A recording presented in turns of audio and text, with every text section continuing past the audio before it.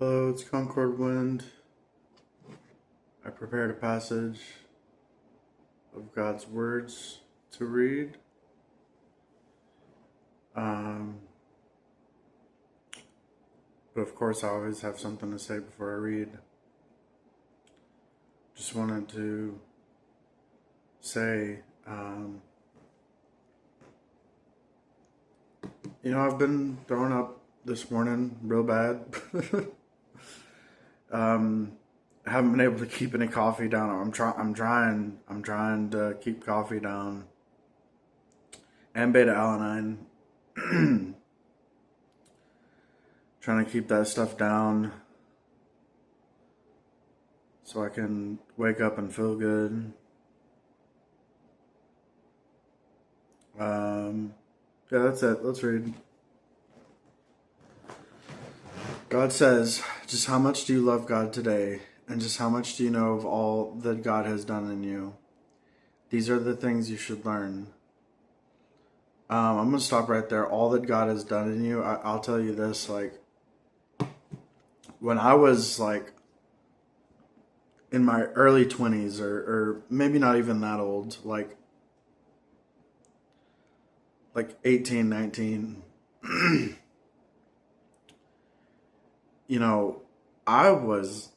I'm going to tell you something, okay? I'm going to make a confession here.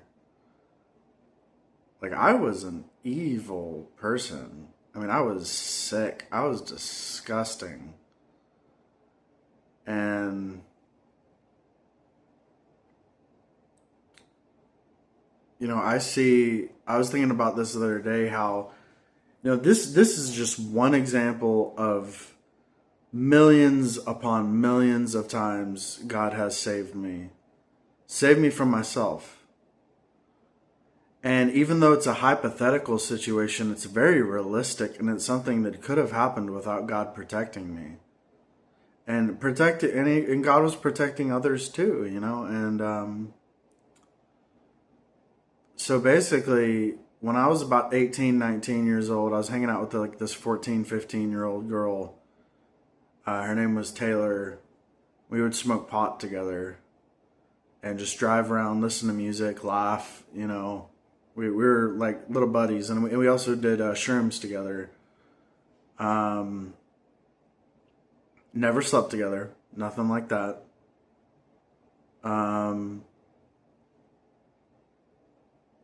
Although if she would have said she wanted to sleep with me, I would have.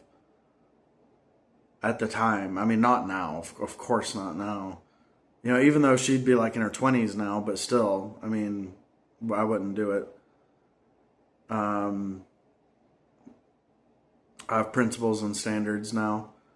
And she had one kind of lazy eye, but she was beautiful. And anyways, so there was one time we went over, I've talked about Devin. We went over to Devin's parents' house and met Devin because his bedroom had a door to a back porch area. And so we went around to the back porch and knocked on his bedroom door and met with him, and we talked about going swimming, in the lake. And so Devin headed down to the lake, and me and Taylor were supposed to drive down there and meet Devin down there. But here's the thing is, while Taylor was using the bathroom or something, I don't remember what she was doing, but me and Devin were talking, and Devin was like, yeah, I'm going to try to, have sex with her, whatever he said. And that went all through me. It's like, dude, she's my friend you don't hang out with her. I hang out with her.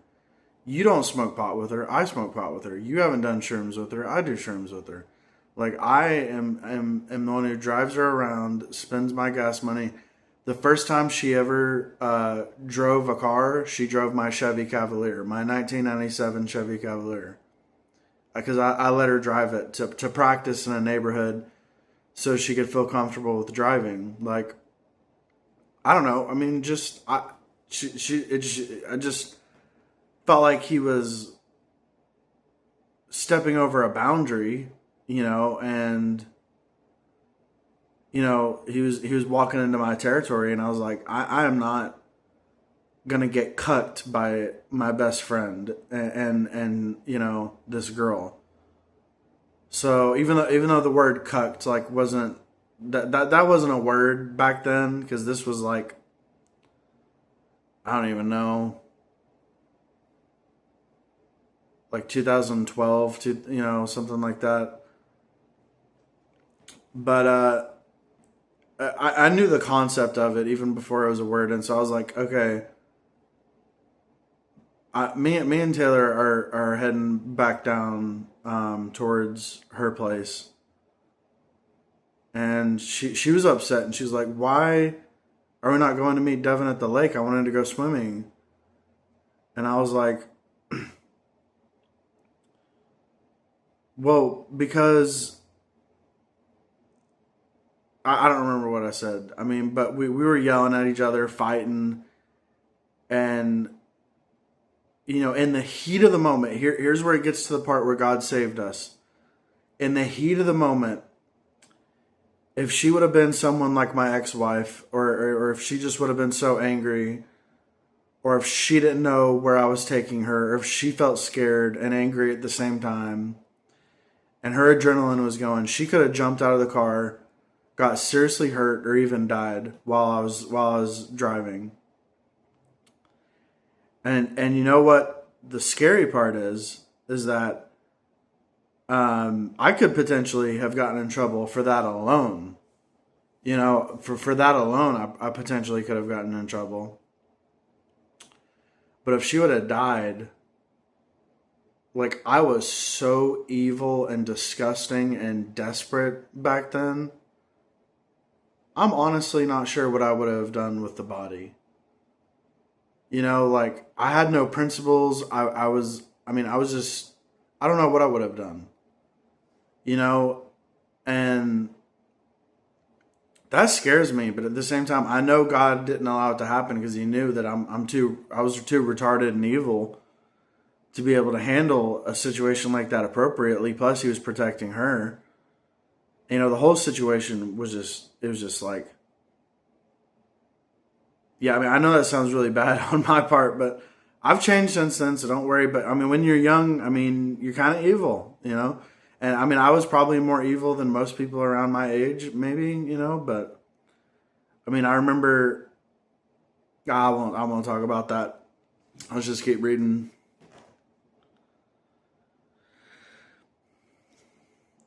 Just how much do you love God today, and just how much do you know of all that God has done in you? These are the things you should learn. Yeah. So if I'm able to think of that hypothetical scenario of something that could have happened that God did not allow to happen, what other scenarios are there? I mean, there's so many scenarios. I mean, like for example, when I bit the cop in 2022, that wasn't the worst case scenario. I had a skillet tied tightly to this arm, and I had some thick aluminum curtain rods that were fused together to make the sword thing in my other hand.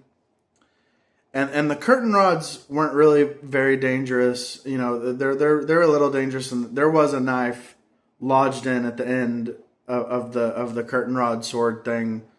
So I mean, it was a little dangerous, but the most dangerous thing was the skillet. I mean, I was punching trees with it and chipping little pieces of the trees off, punching the trees as hard as I can, and my fist felt no pain. Because it was all being absorbed. All the shock was being absorbed into the skillet. And I was putting dents in the skillet punching trees too, And it's like, if I punch somebody with this, they'd be hurting really bad. And I could have punched one of those cops in 2022. Instead of biting one, I could have punched them with that skillet. I could have swung my arms around and hit somebody with that skillet. And I could have really hurt somebody. And that's kind of, even that's not the worst case scenario, because in 2022, when I bit the cop, before I came outside, I told them I had a gun, and they had guns drawn, pointed at my door, ready for me to walk out. And they could have shot me when I walked out, or saw me come out with that sword thing, because I was holding it like a rifle, and they could have thought it was a rifle and shot me. I mean, and then eventually the supervisor came out and said, he doesn't have a gun, put your guns away. And they pulled tasers out, and they did tase me. And, and that's not the worst case scenario. Worst case scenario was me getting shot. And then second to that would be me hitting them and getting more charges other than what I got from biting the cop. It's just nuts to think. Like, sometimes think of all the hypotheticals of things that could have happened in a situation where things could have been a lot worse. Think about that sometimes, because when you think about it, God's hand is involved so intimately in the lives of each person, and God prevents things from getting like really bad. I mean, God will still allow things to get bad, but not so bad that there's like no coming back from it. For a lot of people, and some people, he does let it get so bad there's no coming back from it, but it depends on the person too. It depends on what that person is capable of and what they're willing to do, and whether that person has a heart that yearns for the truth or not, or, I mean, there's a lot of factors at play that determine, like, because God is alive and he treats every person differently. The work of the Holy Spirit is different on every person, and not every person has the work of Holy Spirit to begin with, so like,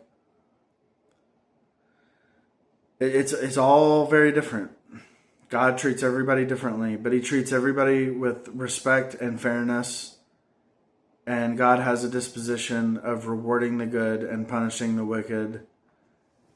And if your heart yearns for the truth, but you are wicked, God's punishment of you is a discipline, and it's a chastisement, and it's meant to correct your wickedness, allow you to reflect, know yourself, find the corresponding truth to replace your corrupt elements, and put those truths into practice until your disposition changes.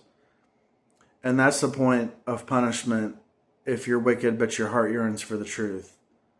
If your heart doesn't yearn for the truth and you just reject the truth, like most of you guys, no offense, but you guys don't watch my videos, and unless we're talking about Rumble, on Rumble, there might be some people on Rumble that yearn for the truth, because I do get views on Rumble. I get at least 40 views per video on Rumble. Did you know that? Isn't that crazy?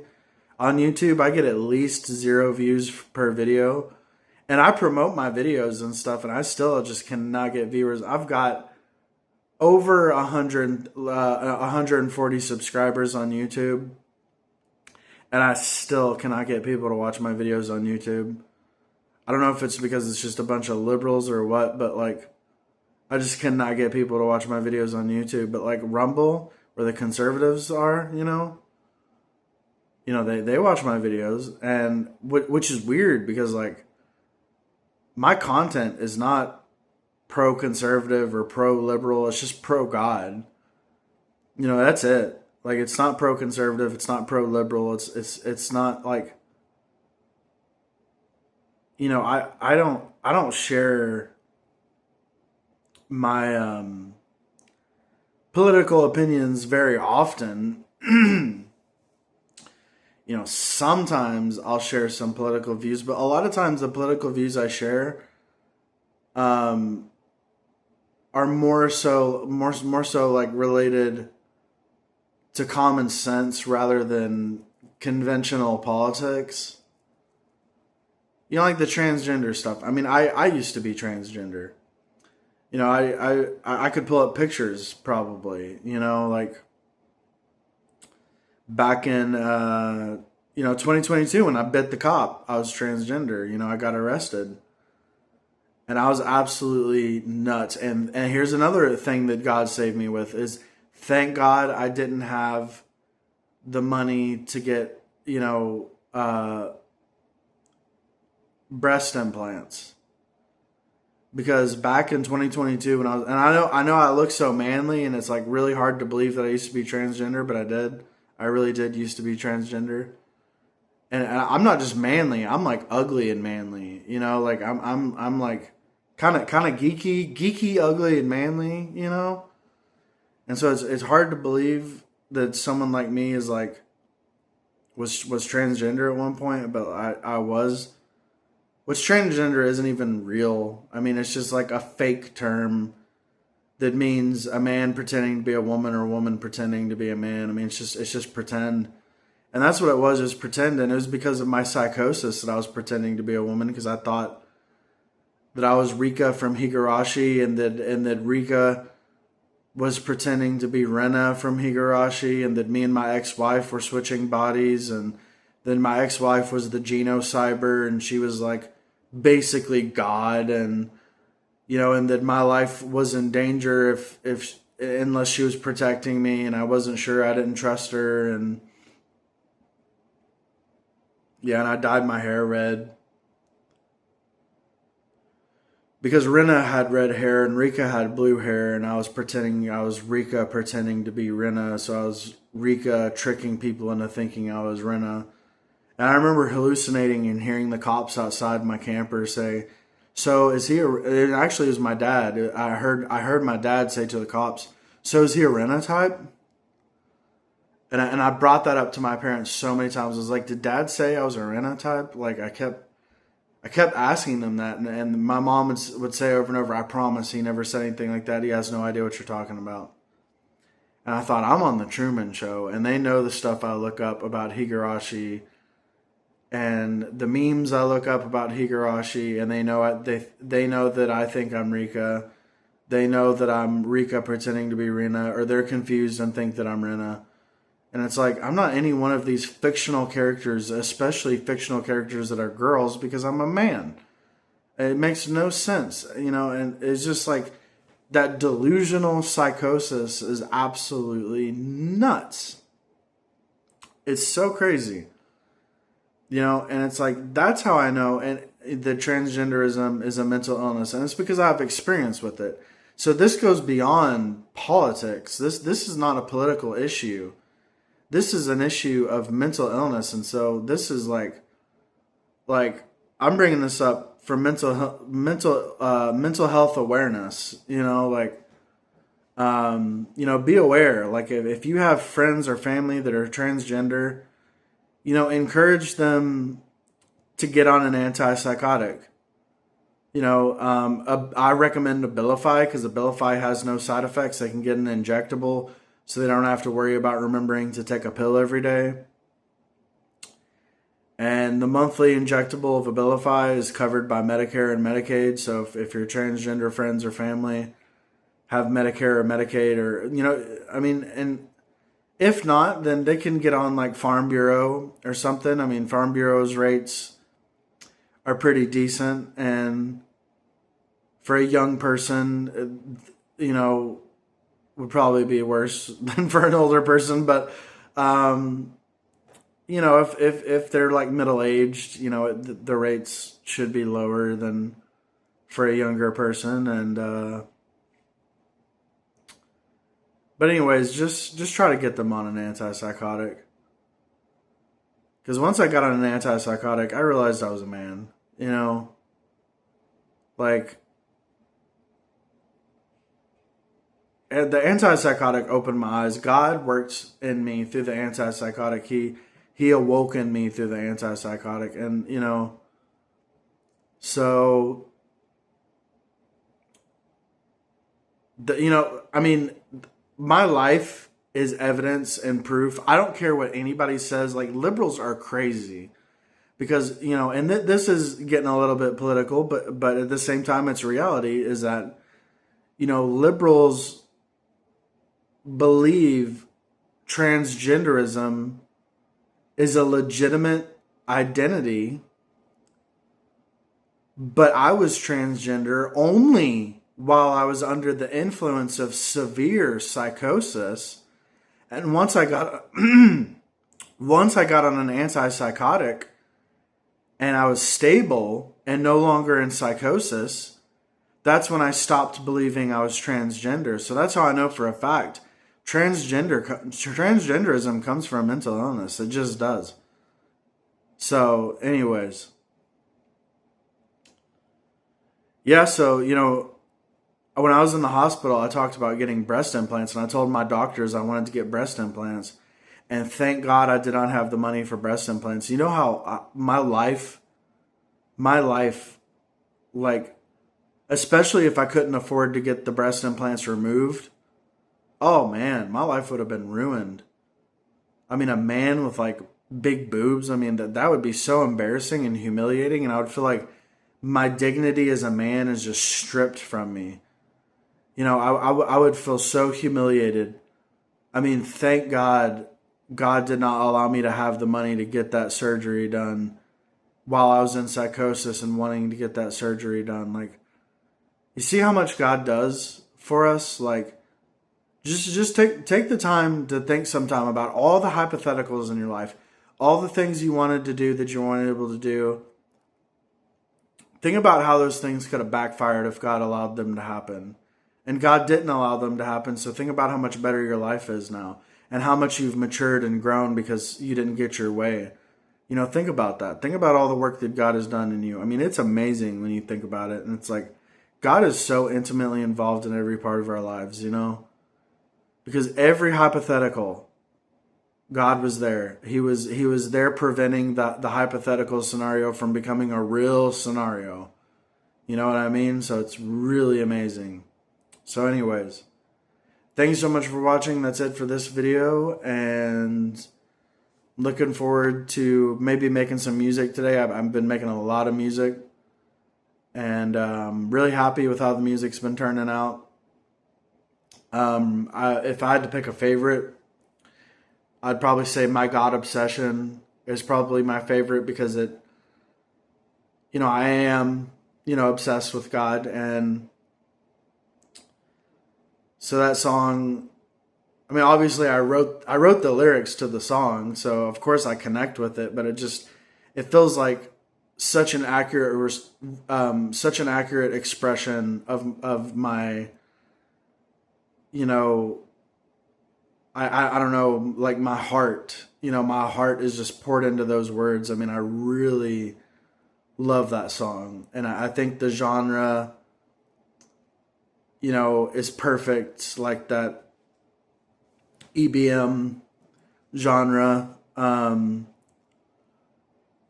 Because, a lot of times EBM is associated with like, BDSM, which is like torture and pain. And even though in BDSM they enjoy it, and I didn't enjoy the torture and suffering that I went through that I described in that song, but it's still torture and suffering nonetheless, whether you enjoy it or whether you don't enjoy it. I didn't enjoy it. Subaru didn't enjoy it. Rika didn't enjoy it. Two characters from anime that are mentioned in the song and are on the thumbnail and on the, it's the photo for the song, and but yeah, I think the genre fits, because it's a genre of music associated with pain and suffering. The song is about pain and suffering, but it's also about an obsession. And I don't know, it just fits. It's really, and Suno did a great job on the song, and I was able to really express myself in the lyrics.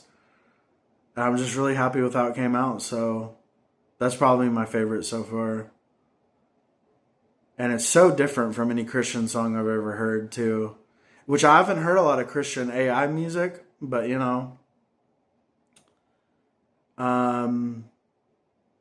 yeah, so anyways, that really is it. I'm going to go smoke cigarettes. So thanks so much for watching. God bless and goodbye.